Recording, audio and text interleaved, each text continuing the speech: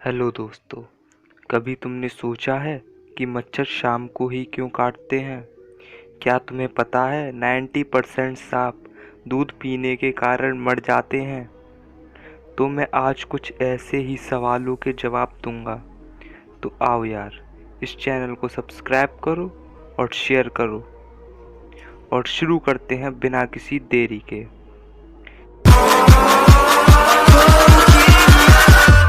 Catch 'em all.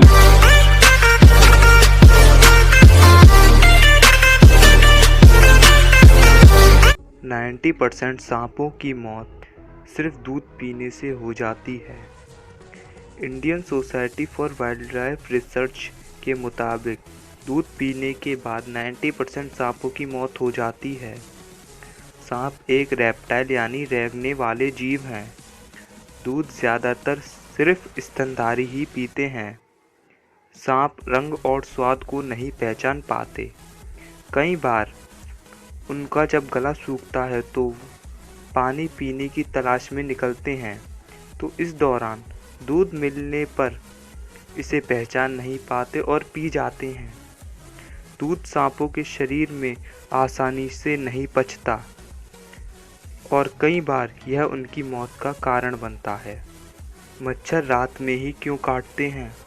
क्योंकि साइंटिस्टों के मुताबिक मच्छर रात में आपको बेहतर तरीके से सूंघ सकते हैं।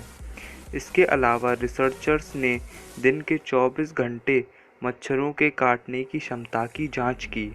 मच्छरों को काटने में उनकी ऑडोरेंट बाइंडिंग प्रोटीन्स OBPs मदद करता है, जो रात के समय उनके गंध के मॉलिक्यूल्स यानी अणुओं को पकड़ने के लिए मच्छरों के रिसेप्टर्स को एक्टिवेट कर देता है।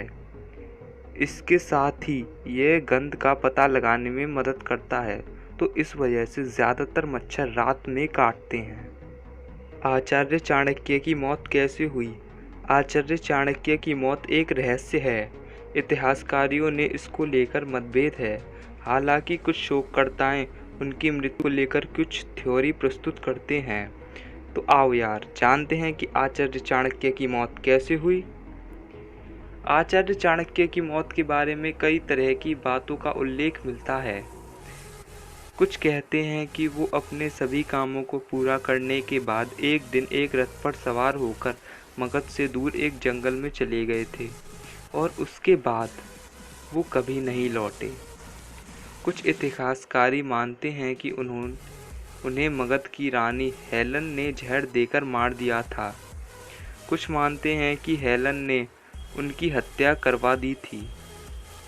कहते हैं कि बिंदुसर के मंत्री सुबंधु ने षड्यंत्र के चलते सम्राट बिंदुसर के मन में यह संदेह उत्पन्न कर दिया था कि उनकी माता की मृत्यु वो चाणक्य की वजह से हुई।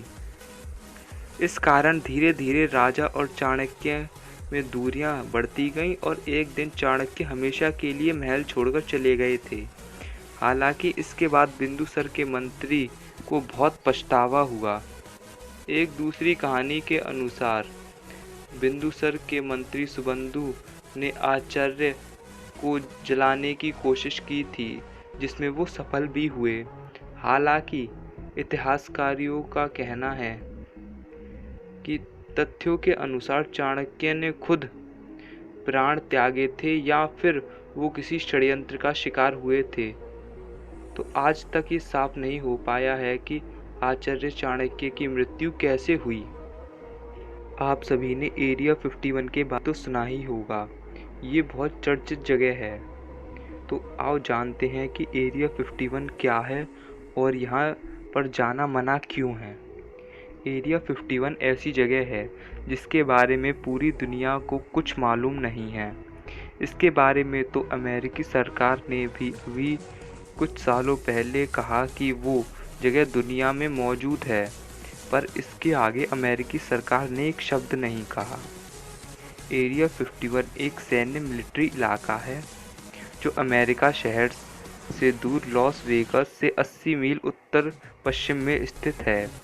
यह इलाका अक्सर चर्चा का केंद्र बना रहता है, क्योंकि ऐसा माना जाता है कि यह दूसरे ग्रह से आए एलियंस के ऊपर रिसर्च की जाती है।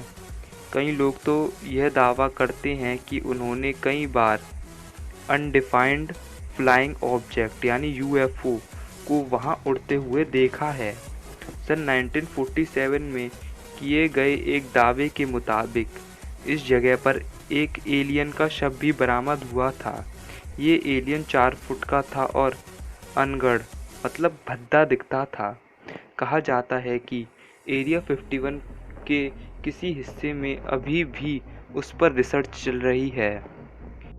इस जगह के बारे में इतनी गोपनीयता बढ़ती गई है कि अमेरिकी सरकार के किसी नक्शे पे तक इसकी कोई जानकारी नहीं है, क्योंकि अमेरिकी सरकार कभी नहीं चाहती कि एरिया 51 के बारे में किसी को भी पता चले। कुछ लोगों का दावा है कि नासा के साइंटिस्ट भी यहाँ काम करते हैं। वो लगातार एलियन से संपर्क साधने की कोशिश करते हैं, उनके विमान पर शो करते रहते हैं और एलियन का दिमाग पढ़ने की कोशिश कर रहे हैं। तो इन कुछ कारणों की वजह से एरिया 51 में आम आदमी का जाना मना ही है। आपने कभी दिन के उजाले में अपनी आंखों के सामने कुछ तैरती हुई सी पारदर्शी तंतुनुमा चीज़ें देखी हैं? तो ये क्या हैं और कैसे बनती हैं? खुले खास करके नीले आसमान की तरफ देखते वक्त कुछ अजीबोगरीब चीज़ें आंखों के सामने तैरती दिखाई देती हैं। कुछ गोल, कुछ छोटी, कुछ मोटी या कुछ छोटी छोटी लकड़ियों की तरह या कुछ कीड़े की तरह दिखाई देती हैं। लेकिन जब आप इसे गौर से देखते हैं तो वो अपनी जगह से भाग जाती हैं। आपकी पलकें झपकाने पर ये गायब हो जाती हैं, लेकिन उन पर कॉन्संट्रेट नहीं कर पाते, तो हर वक्त आपकी आंखों के सामने नाचती रहती है। उसे आई फ्लोटर कहते हैं। हकीकत में वो तैरते हुए तंतु ना ही आसमान में है और ना ही आपकी आंखों के आगे। ये चीज़ वास्तव में आपकी आंखों के अंदर मौजूद है। आई फ्लोटर वो चीज़ है जो आपकी आंखों के रेटिना, टिश्यू, आरबीसीज यानी रेड ब्लड सेल्स, प्रोटीन भी हो सकते हैं। यह फ्लोटर आपकी आंखों का हलन चलन के साथ साथ एक तरल जेल यानी चिपचिपे टिश्यू की तरह बहते हैं और छोटे छोटे विस्फोट करने लगते हैं। इसकी परछाई आपकी रेटिना पर पड़ती है। यह जितनी आपकी रेटिना के नज़दीक होती है उतनी ही यह आपके लिए अधिक विजिबल होती है। जब आप किसी उजाले की तरफ देखते हैं तो यह फ्लोटर अच्छी तरह से दिखाई देने लगते हैं। तो बस आज के लिए इतना ही। तो अगर मेरी वीडियो अच्छी लगी हो तो इस वीडियो को लाइक करें, इस चैनल को सब्सक्राइब करें, मतलब करो, और कमेंट में बताओ कि तुम्हें कौन सा क्वेश्चन का आंसर पता था। और मिलते हैं आपसे अगली वीडियो में, तब तक के लिए टेक केयर।